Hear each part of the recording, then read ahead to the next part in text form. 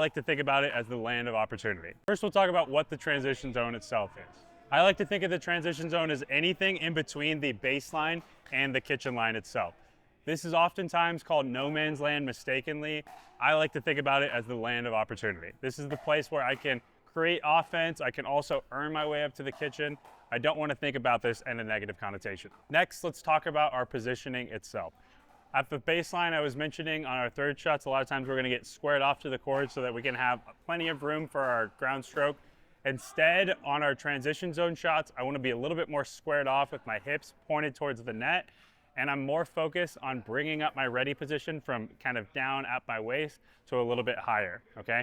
Now in this transition zone, I need to be able to defend both my feet and my body itself from back there. We'll talk about contact point next. I really want to focus on keeping my hands out in front in a nice, simple motion, okay? You see there's no big backswing or big take back. Instead, I really want to keep everything out in front of my body. A good tip for this is if I'm looking straight forward at my opponent and I can see the paddle in my peripheral, I'm in a good spot. As soon as I lose visual of that while looking forward, I know that I've gone back too far, okay? There's no advantage in the transition zone to having a big backswing. Instead, more times than not, I would want to have the paddle just straight out in front and I can better react to what's coming my way. Okay, let's talk about the goals of the transition zone and what I'm trying to accomplish. There's two main scenarios where I'm concerned about. The first is that I'm hitting bad or maybe average shots.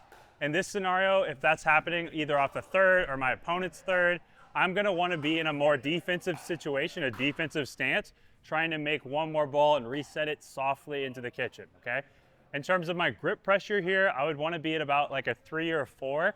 Ideally, I'm trying to take pace off the ball that's coming my way and get it to land in front of my opponent. I'm gonna continue to try to reset that ball, gain ground until I get up towards the kitchen line and find myself in an offensive position. There's a second scenario in which I've hit a really good third and maybe I'm able to be aggressive, either poaching off of my partner's ball, or I'm able to move forward and take the next ball out of the air and put pressure on them, okay? If that's the case, here's a couple of things that I'd be looking for with the ball itself.